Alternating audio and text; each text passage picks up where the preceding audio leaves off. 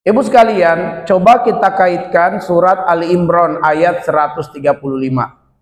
Surat Ali Imran, surah yang ketiga, ayat 135.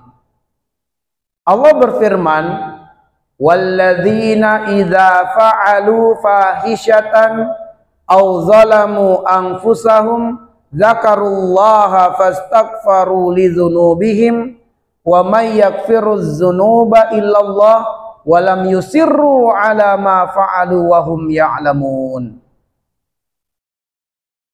Allah memberitahukan kepada kita bahwa calon penghuni surga itu, bahwa orang-orang yang bertakwa itu, idza fa'alu fahisyatan, apabila mereka melakukan perbuatan fahisyah. Apa itu perbuatan fahisyah? Perbuatan dosa besar karena memperturutkan syahwat seksual, atau perbuatan dosa berupa kezoliman terhadap diri mereka sendiri. Zakarullah, mereka segera mengingat Allah, lalu mereka segera memohon ampun kepada Allah, seraya berharap dari Allah yang Maha Pengampun mengampuni dosa-dosa mereka. Walam yusirru ala ma fa'alu wa hum ya'lamun, dan mereka bertekad kuat tidak akan lagi mau melakukan perbuatan dosa. Apa yang kita mau garis bawahi dari ayat ini? Bahwa ternyata ada calon penghuni surga itu justru di dunia terjatuh pada dosa besar.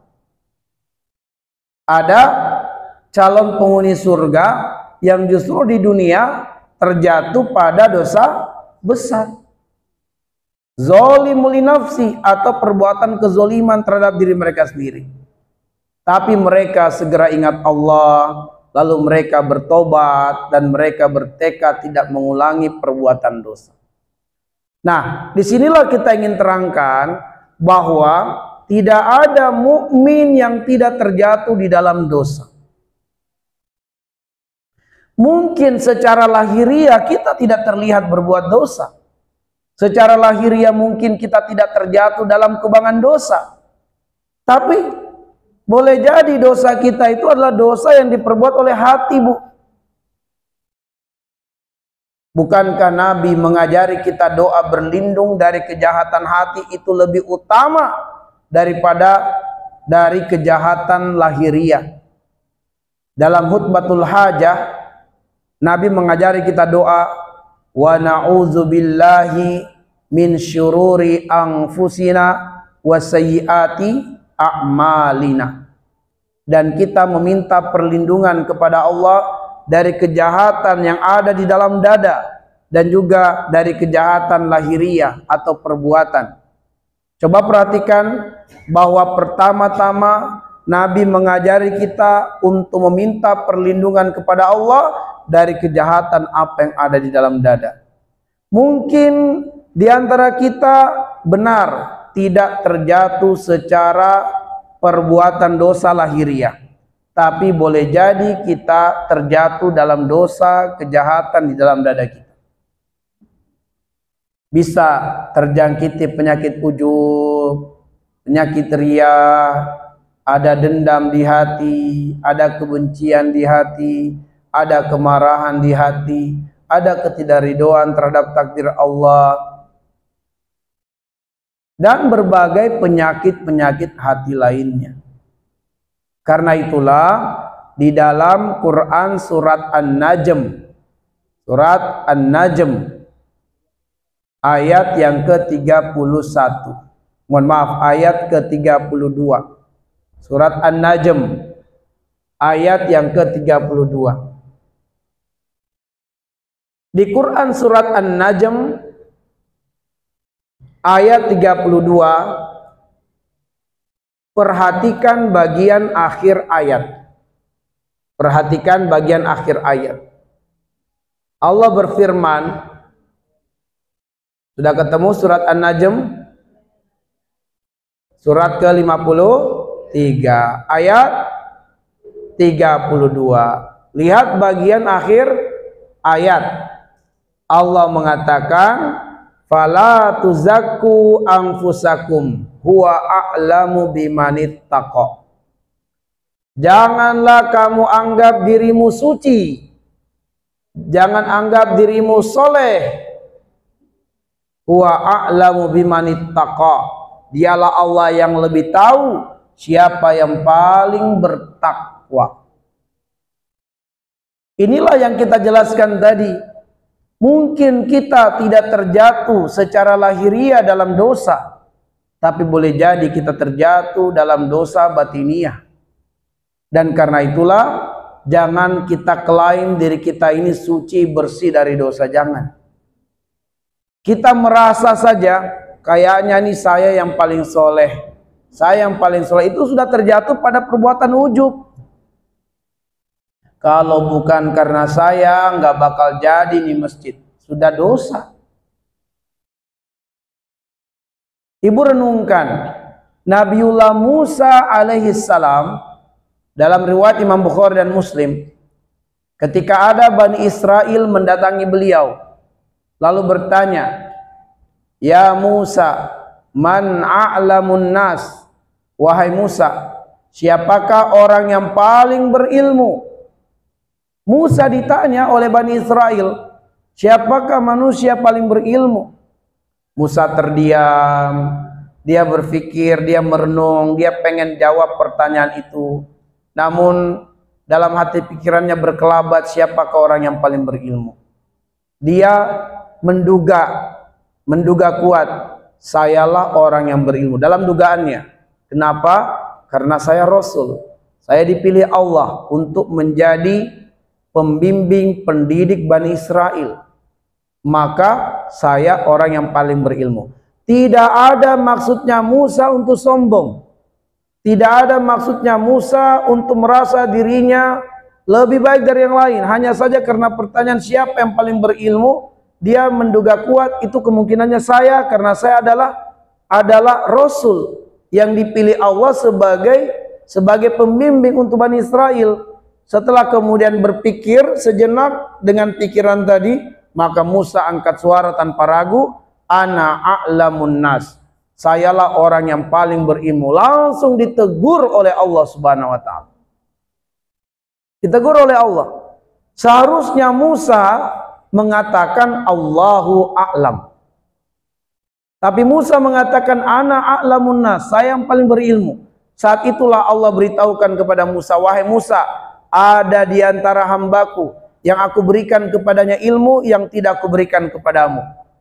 Akhirnya disitulah Musa melakukan pencarian guru atau hamba yang dimaksudkan oleh Allah. Disitulah Musa melakukan perjalanan mencari Nabiullah Khidir alaihissalam. Musa tidak bermaksud sombong, hanya mengatakan saja ana a'lamun nas, ditegur oleh Allah. Inilah tentang tidak bolehnya kita menganggap diri kita yang paling suci, paling soleh soleha, paling beriman, paling bertakwa. Jangan. Sepertinya saya nih yang paling dermawan. Oh jangan. Fala tuzakku anfusakum. Jangan kamu anggap dirimu paling baik, paling soleh, paling suci.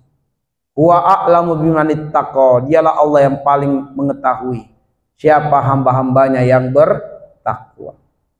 Baik, mari kita melangkah kepada rahasia yang ketiga. Rahasia yang ketiga, kenapa orang yang beriman disuruh bertaubat.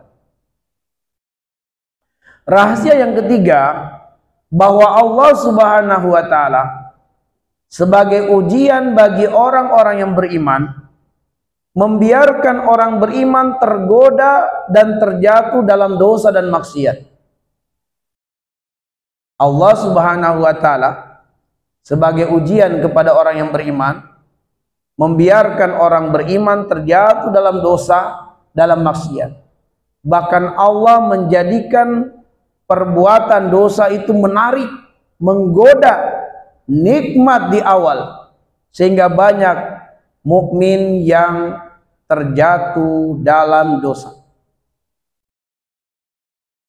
Di surat Asy-Syams ayat yang ke-8, surat Asy-Syams ayat yang ke-8, Fa alhamaha fujuraha wa taqwaha.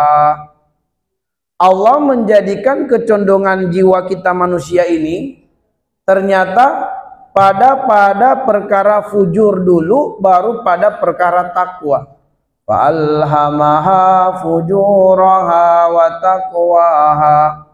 Kita condong pada perkara fujur, barulah condong pada perkara takwa. Surat Asy-Syams ayat 8. Asy-Syams surat 91. Surat 91 ayat 8. Falhamaha fujuraha wa taqwaha. Perhatikan bahwa kecondongan jiwa itu ternyata kepada perkara fujur dulu, baru pada perkara takwa. Selanjutnya, coba lihat surat Al-Maidah. Surat Al-Maidah surat yang kelima, ayat yang ke-100. Surat Al-Maidah surat kelima, ayat yang ke-100. Pada ayat tersebut Allah Subhanahu wa taala mengatakan, surat Al-Maidah, "Qul la yastawi al-khabisu wat thayyibu walau a'jabaka kasratul khabith." Katakanlah tidak sama antara yang buruk dan yang baik, antara yang haram dan yang halal, meskipun yang buruk lebih menarik, lebih menggoda. Jadi Allah menguji orang-orang yang beriman dengan menjadikan perkara-perkara yang haram itu menggoda, menarik. Sehingga tidak sedikit orang mukmin terjatuh dalam dosa dan maksiat. Tapi disinilah rahasianya, disinilah hikmahnya kenapa orang beriman disuruh bertobat. Ketika orang beriman terjatuh dalam dosa, terjatuh dalam maksiat, dalam keterjatuhannya itulah dia bisa mengenal Allah sebagai Al-Ghafur. Dia bisa mengenali Allah sebagai Al-Ghaffar. Dia bisa mengenali Allah sebagai At-Tawwab. Jadi rahasia ketiga kenapa Allah membiarkan orang yang beriman terjatuh dalam dosa dan maksiat, agar supaya orang yang beriman mengenali Allah sebagai At-Tawwab, mengenali Allah sebagai Al-Ghafur, mengenali Allah sebagai Al-Ghaffar. Itu rahasianya. Apa itu At-Tawwab? At-Tawwab itu artinya Allah mengaruniakan kepada orang-orang yang beriman nikmat taubat.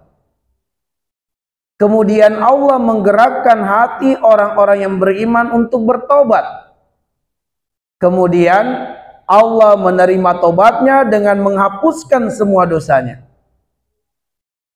Jadi salah satu cara Allah memperkenalkan diri kepada hambanya sebagai At-Tawwab, Al-Ghafur, Al-Ghaffar adalah Allah menjadikan dosa itu menggoda, menarik, dan Allah membiarkan mukmin tergoda lalu terjatuh dalam dosa, namun Allah mengaruniakan kepadanya nikmat taubat. Allah menggerakkan hatinya untuk bertobat, lalu Allah menerima tobatnya dengan mengampuni dosanya. Itulah rahasia yang ketiga. Dengan kita terjatuh pada dosa, kita mengenali Allah sebagai At-Tawwab, Al-Ghafur. Bagaimana cara Allah Subhanahu wa taala menggerakkan hati kita untuk bertobat? Adalah Allah menjadikan hati orang-orang yang beriman tersiksa dengan dosa. Kata Nabi sallallahu alaihi wasallam, "Al-ismu ma haka fi sadrika wa karihta ayyat tali'a alaihin nas." Hatinya orang yang beriman itu kalau terjatuh dalam dosa akan terasa sesak, terasa berat, terasa tidak tenang, gelisah, cemas, khawatir, ketakutan. Dan Allah jadikan orang yang beriman itu rasa malu kalau perbuatan dosanya diketahui oleh orang-orang yang berjasa dalam hidupnya, seperti orang tuanya, gurunya, saudaranya, sahabatnya. Ada rasa malu. Itulah cara Allah menggerakkan hati orang yang beriman untuk segera mengambil pilihan taubat. Semakin jauh orang beriman menyimpang dari jalan yang lurus, semakin tersiksa jiwanya, semakin tidak tenang hatinya, hingga dia mengambil pilihan kembali ke jalan Allah. Itulah orang yang beriman. Tapi kan ada juga yang kita kenal atau kita dengarkan istilah qalbun mayyitun, hati yang mati. Kata para ulama, tidaklah hati itu menjadi mati kecuali karena perbuatan dosa yang berulang-ulang dilakukan dan mengabaikan getaran ketakutan hati. Jadi kali pertama berbuat dosa, itu hati ketakutan, gemetar tuh. Itu tanda dia hatinya masih hidup. Tanda dia orang yang beriman. Tapi dia lawan hatinya sehingga dia tetap berbuat dosa. Di kali berikutnya dia berbuat dosa, hatinya menegurnya, mengingatkannya, tapi getarannya sudah mulai melemah karena getaran pertama diabaikan dan dilupakan. Lalu orang ini mengabaikan dan melupakan getaran hatinya, tidak peduli dengan hatinya, dia kembali berbuat dosa. Maka kali dosa ketiga, hatinya masih menegur, tapi getarannya semakin lemah, diabaikan lagi, sampai akhirnya hatinya tidak lagi memberi nasihat karena hatinya telah mati. Qalbun mayyitun. Supaya hatinya hidup, orang ini harus dekat dengan ilmu. Semakin dia jauh dari ilmu, semakin mati hatinya.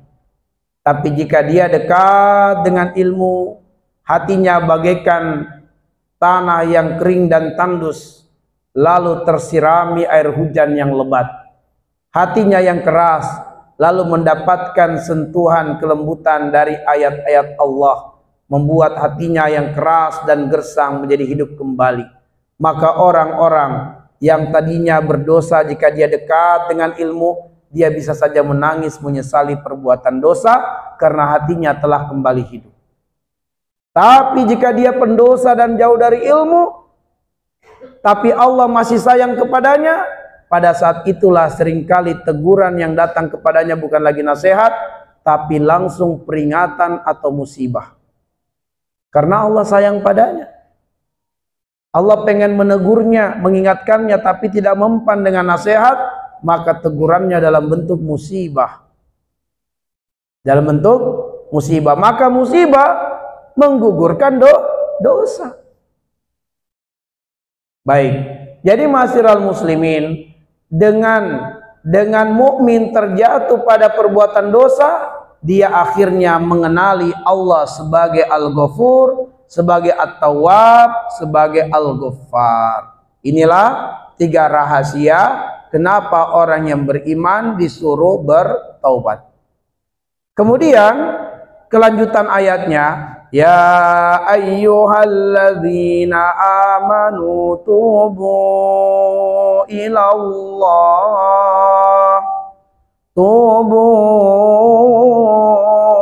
ilallahi taubatan nasuha. Disuruh bertobat nasuha. Apa itu tobat? Tobat itu artinya arruju ilallah, kembali kepada Allah. Ibarat ini jalan yang lurus. Jalan yang lurus adalah jalannya Allah. Jalan yang selalu kita berdoa, ihdinas siratal mustaqim, jalan yang lurus. Lalu diantara kita melakukan penyimpangan, keluar dari jalan yang lurus. Jalan yang lurus, tapi dia menyimpang dari jalan yang lurus. Semakin jauh penyimpangannya, semakin besar dosanya. Tatkala orang yang beriman itu dihantui dengan rasa bersalah, rasa takut, dia segera membuat keputusan pilihan untuk berbalik arah agar bisa kembali ke jalan yang lurus, maka titik beloknya itulah yang disebut dengan taubat. Dari titik belok menuju ke jalan yang lurus, itulah yang disebut dengan inabah. Inabah, taubat juga artinya. Ketika dia berada di siratal mustaqim, itulah yang disebut dengan istiqomah. Kalau sudah istiqomah, bersabar sampai datang kematian. Allah mengatakan di dalam Quran surat Al-Hijr ayat 99, wa'bud rabbaka hatta ya'tiyakal yakin. Sembahlah Tuhanmu sampai datang kematian. Jadi tobat adalah kembali kepada Allah. Tapi tobat yang Allah perintahkan kepada orang yang beriman adalah taubatan nasuha, tobat yang jujur, tobat yang benar, tobat yang sungguh-sungguh. Tobat yang jujur, tobat yang benar dan sungguh-sungguh itu ada 3 rukunnya. Tobat nasuha ada 3 rukunnya. Ada 3 rukunnya. Rukun yang pertama adalah an-nadam.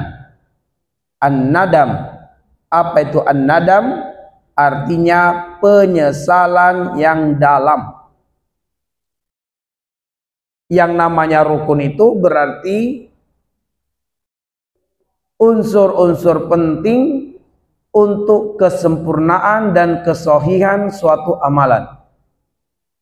Kalau ada satu rukun yang ditinggalkan, maka tidak sahlah, batallah suatu amalan. Rukun taubat nasuha ada 3. Pertama, an-nadam, penyesalan yang dalam. Penyesalan terhadap dosa harus dalam, tidak boleh dangkal. Kalau penyesalannya dangkal, peluang terjatuh pada dosa begitu besar terjadinya. Harus dalam.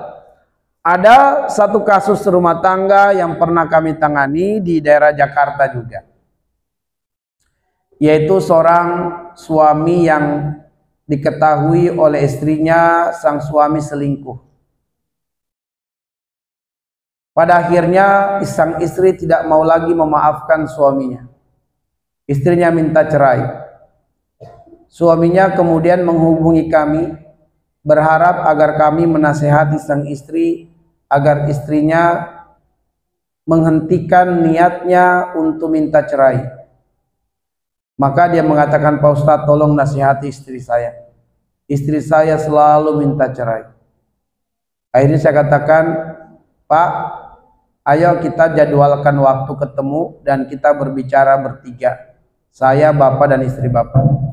Biarkan kami uraikan akar masalahnya. Singkatnya, ketika kemudian kita dengarkan persoalannya, ternyata sang istri berkata, suami saya sudah sering selingkuh. Berkali-kali perbuatan selingkuh itu diulang, dan diulang. Puncaknya, Pak Ustadz, saya nggak bisa lagi memaafkan sebab dia mau mengajak dan menjebak ponakan saya untuk dizinahi. Dia sewakan hotel ponakan saya yang mahasiswa di Hotel Bali. Dia jebak ponakan saya untuk dia zinahi. Akhirnya rusak hubungan saya dengan saudara saya, kakak saya, yang merupakan ibu dari ponakan saya itu. Rusak hubungan saya dengan ponakan saya. Bertengkar hebat. Setelah saya cek dan recheck, ternyata ponakan saya dijebak oleh omnya itu. Itulah puncaknya. Saya tidak bisa lagi memaafkan dia. Dan saya dudukkan sang suami tadi, dia tidak mengelak atau mengingkari apa yang dikatakan oleh sang istri. Jadi kata sang istri, sudah berulang-ulang kali dia selingkuh dan berulang kali pula saya maafkan. Dia sampai menangis, bermohon, tidak akan mengulang, tapi mengulang lagi. Puncaknya ini, saya tidak terima lagi. Ya, memang suaminya kerja di suatu perusahaan penjualan mobil tanpa saya sebut merek. Dan suaminya itu kepala cabang, jadi banyak relasi dan juga banyak harta. Ujiannya di situ. Pada akhirnya kemudian kita nasihatkan untuk dijatuhkan talak. Talak 1 itu yang terbaik dalam pertimbangan-pertimbangan yang banyak kami dengarkan dari keduanya. Nah, tapi yang ingin saya katakan bahwa sang suami ini penyesalannya tidak dalam, makanya terulang lagi. Ini syarat rukun pertama. Rukun kedua adalah al-iqla'. Apa itu al-iqla'? Meninggalkan dosa secara totalitas. Tidak boleh meninggalkan dosa A tapi dosa B masih dikerjakan, itu bukan tobat nasuha. Tobat nasuha totalitas meninggalkan dosa sehingga tidak lagi melihat dosa ini besar atau kecil, tidak lagi melihat itu, tapi yang dia lihat kepada siapa dia berdosa, kepada Allah. Jadi harus al-iqla, totalitas meninggalkan dosa lillahi ta'ala, karena Allah dia melakukannya. Itu rukun yang kedua. Dan rukun yang ketiga adalah al-azam. Harus tekad kuat untuk meninggalkan dosa. Tekadnya tidak boleh lemah, harus kuat. Kalau tekadnya kuat, barulah dia bisa bersih, terbebas dari dosa.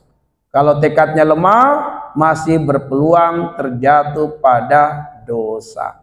Baik, yang terakhir adalah keutamaan bagi orang yang bertobat nasuha. Allah mengatakan, asa rabbukum ayyukaffira ankum sayyi'atikum wa yudkhilakum jannatin tajri min tahtihal anhar. Ada dua keutamaan yang Allah janjikan bagi orang yang tobat nasuha, dan Allah tidak akan menyelisihi janjinya. Dua keutamaan itu, yang pertama yukaffira ankum sayyi'atikum, bahwa Allah akan mengampuni dosa-dosa hambanya yang sungguh-sungguh dalam tobatnya. Ini berarti, dan ini harus kita garis bawahi, bahwa seberat apapun perbuatan dosa, seburuk apapun perbuatan dosa, sehina apapun perbuatan dosa, pelakunya tidak akan menjadi hina, pelakunya tidak akan menjadi terburuk kalau saja ujungnya adalah taubat nasuha. Ya, ulang sekali lagi, seburuk apapun perbuatan dosa itu, pelakunya tidak menjadi buruk kalau ujungnya adalah taubat nasuha. Ada suatu kejadian, izinkan saya bercerita sejenak tanpa saya sebut nama, hanya sebut tempat saja, di daerah Ciamas di wilayah Bogor. Seorang muslimah yang suaminya baik dan bertanggung jawab, soleh pula suaminya, dan menjalankan kewajiban menafkahi istri dan keluarga secara baik dan cukup. Rumah, kendaraan, fasilitas semuanya ada. Tapi sang istri diuji oleh Allah dalam acara pertemuan reunian di bulan Ramadan. Reunian dengan teman-teman kuliahnya dulu. Disitulah kemudian si istri ini ketemu dengan mantan pacar. Kebetulannya pada saat itu suaminya tidak bisa ikut membersamainya dalam acara reunian. Dan si mantan pacar juga tidak dibersamai oleh istrinya. Akhirnya setan menarik keduanya untuk saling mendekat, saling curhat, saling bercerita masalah-masalah rumah tangga. Singkat cerita, mereka akhirnya terpaut hati kembali. Setelah acara reunian, komunikasi berlanjut, saling ber-WA-an, dan pada akhirnya janjian ketemu di hotel di Bogor beberapa kali. Terjadilah perzinahan. Allah mentakdirkan berita zina ini terbongkar.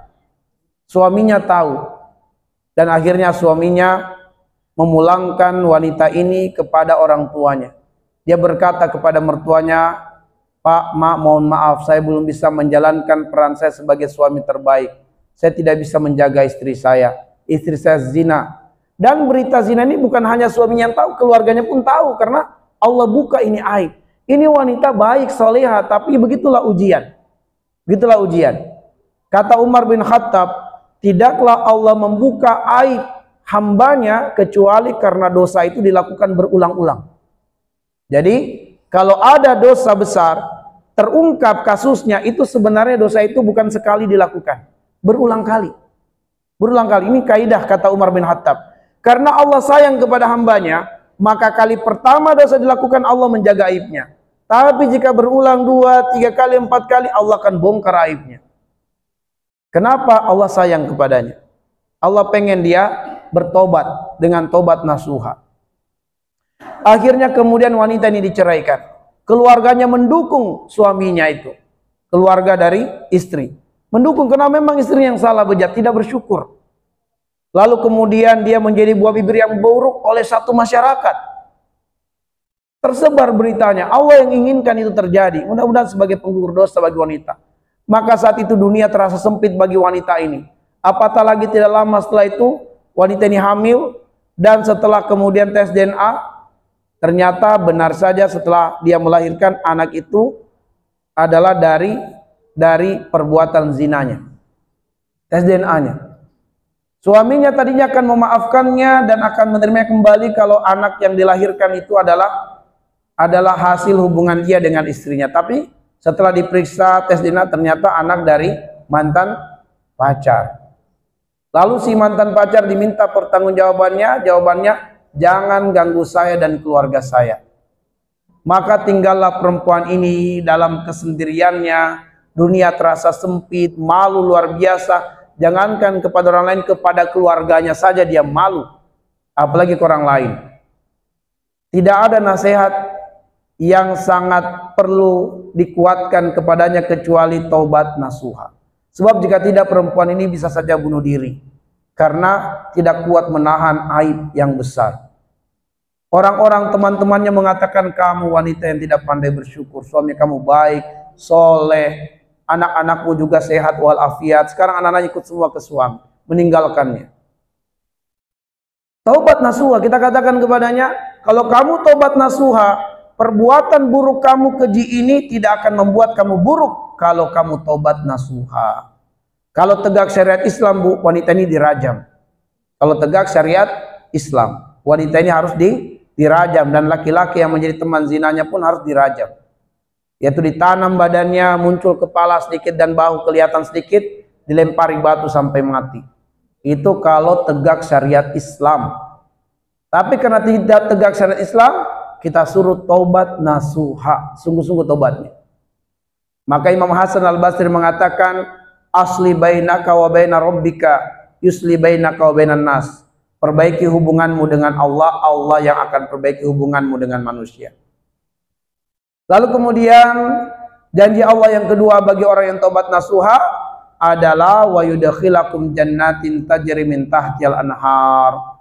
Siapapun yang taubat nasuha, Allah akan memasukkannya ke dalam surga. Di dalam surga ada sungai-sungai yang mengalir di bawahnya. Adakah balasan yang terbaik selain balasan dari Allah berupa surga? Nggak ada lagi balasan terbaik. Nggak ada lagi balasan yang bisa kita harapkan, kita hajatkan selain daripada balasan Allah berupa surga. Ibu sekalian, para umat sekalian, orang-orang yang lulus PNS itu siap ditempatkan di mana saja. Kenapa? Ada jaminan-jaminan kebahagiaan. Entah mungkin ada pensiunnya nanti, entah mungkin ada gaji per bulan, fasilitas tunjangan dan seterusnya. Siap. Tidak ada balasan terbaik selain balasan yang Allah janjikan berupa surga. Maka sudah seharusnya kita sungguh-sungguh dalam menjalankan dan memenuhi syarat-syarat untuk mendapatkan surga Allah Subhanahu wa ta'ala. Maka para umat sekalian yang dimuliakan oleh Allah, mudah-mudahan kita semua diberikan taufik oleh Allah untuk menjalani taubat nasuha dengan penuh keseriusan dan kesungguhan. Sehingga kita mendapatkan dua jaminan Allah, terampuninya segala dosa dan dimasukkannya kita ke dalam surga. Semoga bulan Ramadan, bulan yang mengantarkan kita, mendidik kita, melatih kita, membiasakan diri kita untuk selalu mengamalkan amalan taubat nasuha. Naktafi bihadzal qadar, nas'alullah ayyaj'alana minal ladzina yastami'unal qawla wa yattabi'una ahsanahu. Kita kembalikan kepada bunda kita sebagai moderator atau pemandu acara. Falaiha yatafaddal masykura ma'jura. Syukur Ustaz senantiasa atas penjelasan ilmu yang dibagikan tentang taubat nasuha. Berapa lama Ustaz sesi tanya jawabnya? Silakan, nggak apa-apa. Bisa sampai jam berapa? Jam 11? Oh ya udah. Cukup insya Allah. Pertanyaan pertama saya ajukan bedanya Al-Ghafar dan Al-Ghafur. Apakah Al-Ghafar itu untuk dosa-dosa besar dan Al-Ghafur untuk dosa-dosa yang umum yang kecil? Mohon penjelasan. Baik. Ditampung dulu atau mau langsung? Ya, boleh tampung dulu biar mungkin sinkron. Ya, silakan.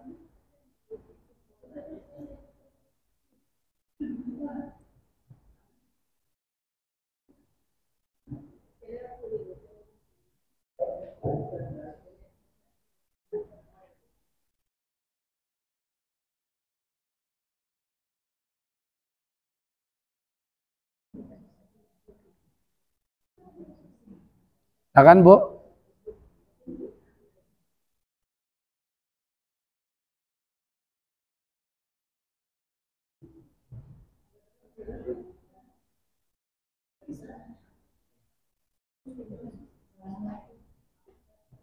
Ya.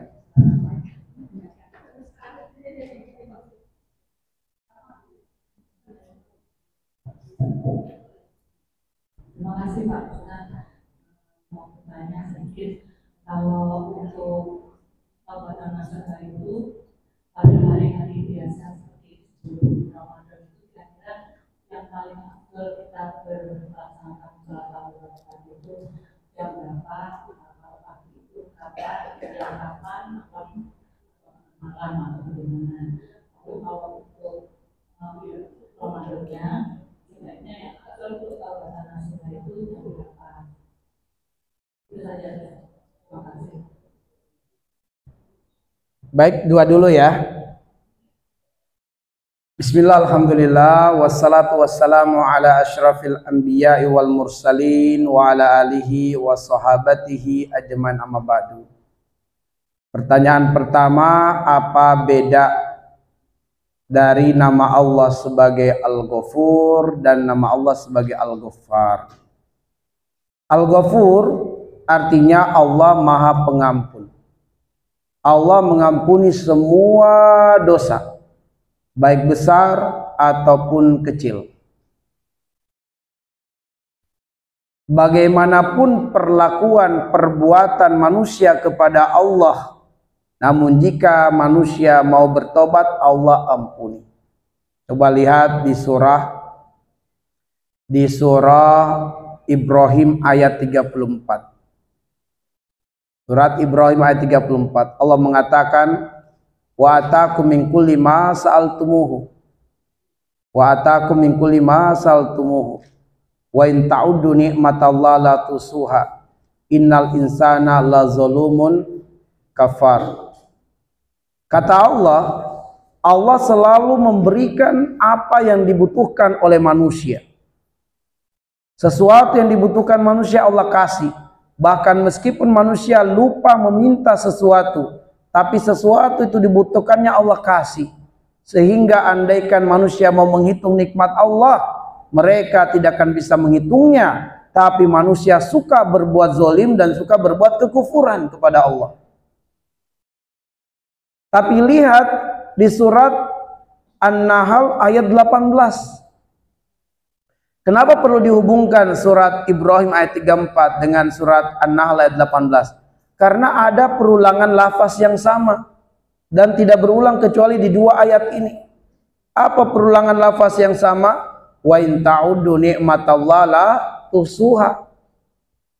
Kalau di surat Ibrahim ayat 34 Allah ingin mengatakan bahwa manusia meskipun nikmat Allah begitu banyak, tapi manusia selalu membalasnya dengan berbuat zalim dan berbuat kufur.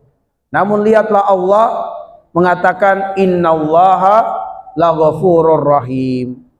Meskipun manusia berbuat dosa, berbuat kezoliman, tidak pandai terima kasih kepada Allah, jika dia bertobat, Allah benar-benar mengampuni dosanya dan Allah akan menyayanginya. Artinya Allah tidak dendam dengan hambanya.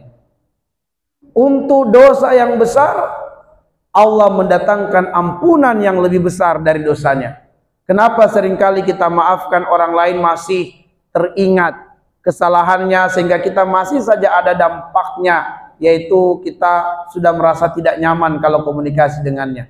Katanya kita sudah maafkan, iya betul. Tapi maafnya kita untuknya tidak besar. Mungkin kesalahannya besar, tapi maaf kita untuknya tidak besar. Itulah yang membuat kita masih terbayang-bayang. Untuk kesalahan yang besar, datangkan maaf yang besar. Allah tidak dendam kepada hambanya. Sebesar apapun dosa hambanya, Allah datangkan ampunan yang lebih besar dari dosanya. Itulah Al-Ghafur. Adapun Al-Ghaffar, ada balaghah bahwa Allah bukan hanya mengampuni dosa sekali, 2 kali, 3 kali, bahkan berkali-kali hamba berbuat dosa, bahkan dengan dosa yang sama, namun dia bertobat, Allah tetap ampuni. Bahkan Nabi mengatakan, meskipun hamba bosan bertaubat, Allah tidak akan bosan untuk mengampuni hambanya.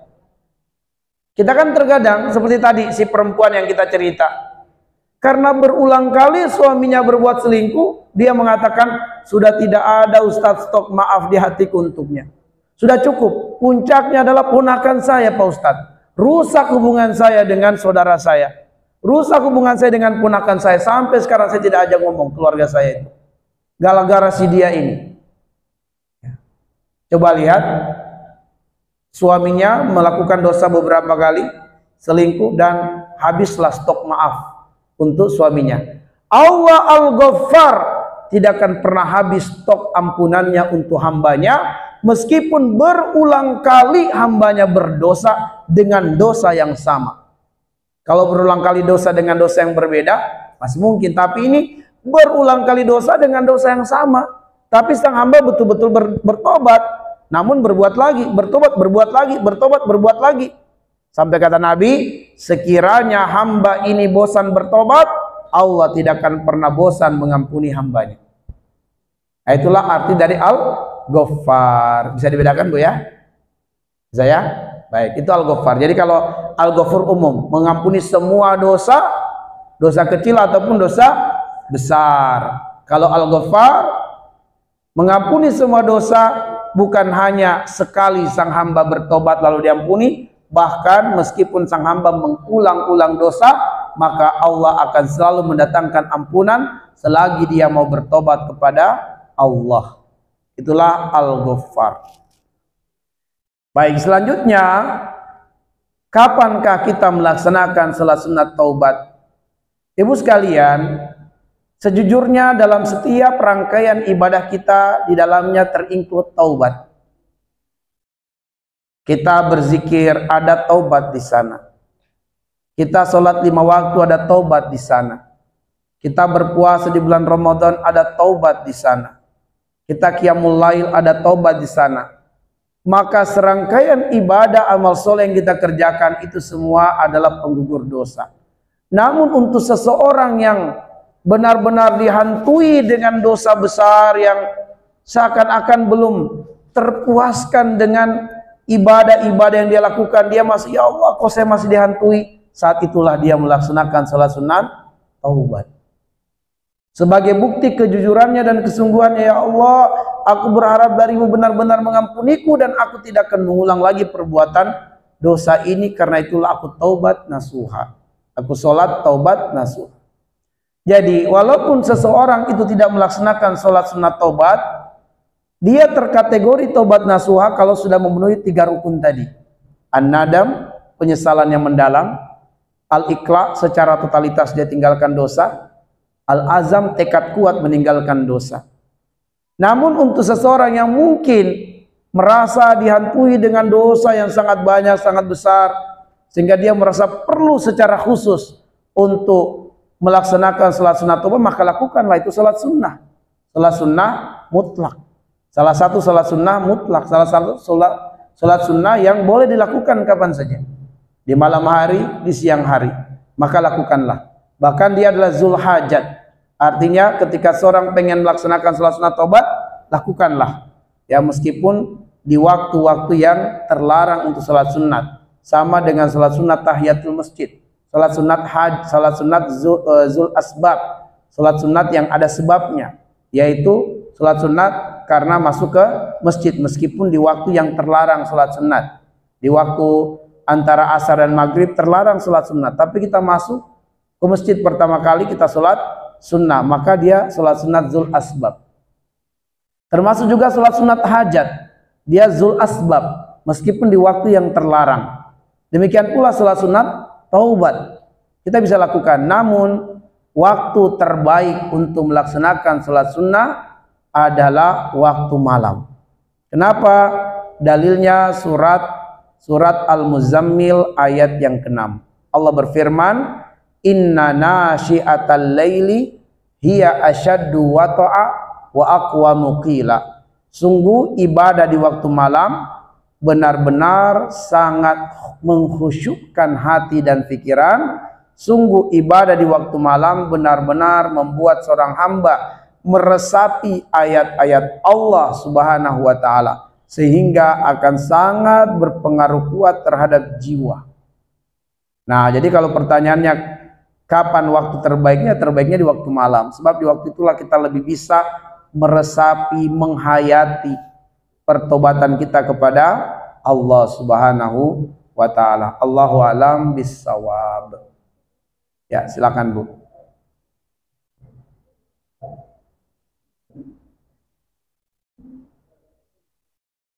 Waalaikumsalam warahmatullahi wabarakatuh. Saya mau tanya, ini kan ada beberapa pendapat ya yang roji yang mana jadi mengenai hal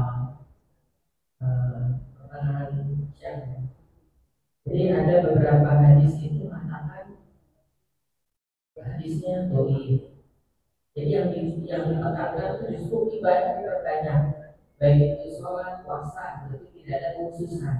Tapi yang satu lagi, pendapat satu lagi boleh-boleh saja. Jadi mana yang paling logik di antara itu?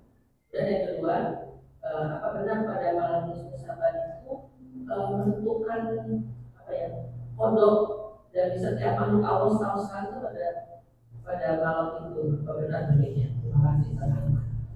Baik, bismillah, alhamdulillah, wassalatu wassalamu ala asyrafil anbiya'i wal mursalin wa ala alihi wa sahabatihi ajma'in ba'du.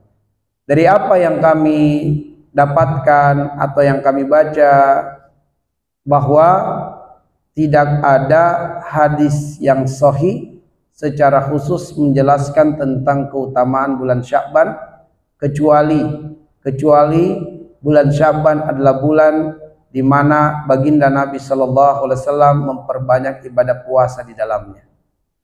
Tidak ada keutamaan khusus di hari-hari tertentu di bulan Sya'ban. Misalnya siapa yang qiyamul lail di malam nisfu Sya'ban, keutamaannya seperti ini, keutamaannya seperti itu. Ada hadisnya, tapi menurut para ulama ahlul hadis, semua riwayat tentang keutamaan khusus ibadah di tanggal-tanggal tertentu di bulan Sya'ban adalah doif jiddan, ya sangat-sangat lemah. Sehingga dalam posisi ini hendaknya kita mencukupkan diri dengan melakukan amalan-amalan yang dikuatkan dengan riwayat-riwayat yang sahih, bahwa hendaknya di bulan Sya'ban sebagai latihan kita, persiapan diri kita untuk memasuki bulan Ramadan, kita mulai biasakan dengan memperbanyak puasa sunnah. Kecuali nanti di malam ke-28, 29 dan 30 Sya'ban boleh berpuasa kalau sudah menjadi kebiasaannya berpuasa. Katakanlah di malam ke-29, di hari ke-29 Sya'ban atau hari ke-30 Sya'ban itu bertepatan dengan hari Senin dan hari Kamis misalnya. Kita udah rutin puasa Senin Kamis, maka dibolehkan berpuasa di tanggal tersebut. Selagi tidak terbiasa, maka makruh hukumnya dia berpuasa di tanggal 29 atau 30 Sya'ban ketika meskipun bertepatan dengan Senin atau Kamis. Nah, sehingga riwayat yang kuat sebatas yang kami ketahui adalah hanya disunnahkan memperbanyak puasa, sebab Nabi memperbanyak puasa di bulan Sya'ban. Adapun keutamaan khusus bulan Sya'ban ada dalil-dalilnya, tetapi pendapat para ulama alul hadis semua riwayatnya adalah lemah. Ya, semua riwayatnya adalah lemah, dan sebaiknya kita cukupkan diri kita beramal dengan amalan-amalan yang jelas landasan syariahnya. Baik, Itu terkait dengan amalan-amalan khusus di bulan Sya'ban. Apakah ada riwayatnya yang sahih ataukah tidak? Maka jawabannya adalah sepanjang yang kami ketahui dan kami baca serta yang kami dengarkan dari penjelasan para ulama adalah tidak ada riwayat yang sahih terkait dengan amalan-amalan khusus di bulan Sya'ban. Baik, cukup? Nah, adapun itu, Allah walam kami juga belum pernah mendapatkan dasarnya ataupun penjelasannya. Tapi kalau kemudian yang kami baca, yang kami ketahui dan itu banyak juga dijelaskan dalam kitab tafsir, tafsir apapun, baik tafsir Ibnu Katsir ataupun tafsir As-Sadi atau Al-Bagawi ataupun tafsir Al-Azhar Buya Hamka, kita akan dapati penjelasannya justru penetapan qada wal qadar itu yang berlaku untuk 1 tahun ke depan adalah di malam Lailatul Qadar. Berdasarkan firman Allah surat Al-Qadar dan juga surat Ad-Dukhan ayat 1 sampai dengan ayat yang kelima. Nah, buka tafsirnya para ulama menjelaskan kenapa disebut Lailatul Qadar, karena ada 2 peristiwa terjadi di malam tersebut. Dan 2 peristiwa inilah yang menjadi sebab penamaannya Al-Qadar. Pertama, Al-Qadar itu artinya adalah asyarfu, kemuliaan. Maka Lailatul Qadar adalah malam kemuliaan, di mana Allah memuliakan siapa saja dari hamba-hambanya yang beramal soleh. Makna kedua dari Al-Qadar adalah at-takdir, ketetapan, ketentuan. Sebab pada malam Lailatul Qadar terjadi ketetapan Allah untuk makhluknya yang berlaku selama setahun penuh. Jadi ada takdir Allah yang berlaku mingguan, pekanan, harian, dan bulanan, bahkan tahunan. Nah, kalau yang mingguan itu Senin dan Kamis, datang malaikat untuk melaporkan amalan-amalan manusia. Nah, ada yang berlaku tahunan, itulah di malam Lailatul Qadar. Di malam Lailatul Qadar, di mana pada malam itulah Allah membacakan hal-hal yang berkaitan dengan ketetapan takdirnya untuk seluruh makhluknya yang berlaku selama 1 tahun, dicatat oleh malaikat, ya. Dicatat oleh malaikat, dan dalam kitab malaikat itulah disebut dengan Al-Qadar. Sedangkan kitab Allah Lauhu wal Mahfuz disebut dengan Al-Qadar. Allahu alam bissawab. Kalau di bulan Sya'ban kami belum pernah mendapatkan dasarnya, dalilnya ataupun riwayatnya. Tapi kalau Al-Qadar sangat jelas dasarnya, dalilnya, dan riwayatnya. Allahu alam bissawab. Cukup? Baik, nakhtafi bihadzal qadar. Nas'alullah ayyaj'alana minal ladzina yastami'una al-qaula wa yattabi'una ahsana. Subhanakallahumma bihamdik asyhadu an la ilaha illa anta astaghfiruka wa atubu ilaik. Assalamualaikum warahmatullahi wabarakatuh. Alhamdulillah wa syukurillah atas segala penjelasan yang lengkap dari Ustaz mengenai obatan sunnah. Semoga kita semua dirahmati Allah untuk dapat melaksanakannya, mempersiapkan diri sebagai waktu kelak. Insya Allah kita semua sehat-sehat lahir batin. Amin ya rabbal alamin. Ada pengumuman bahwa pengajian kali ini adalah kajian yang terakhir menjelang Ramadan. Insya Allah sudah bulan Ramadan, insya Allah kita akan berjumpa lagi.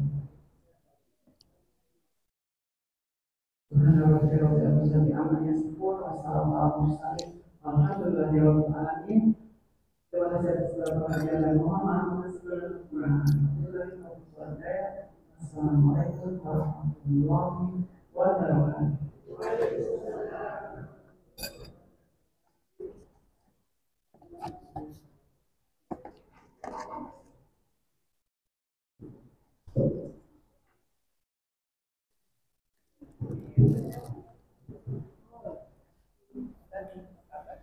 Alhamdulillah, terima Bu.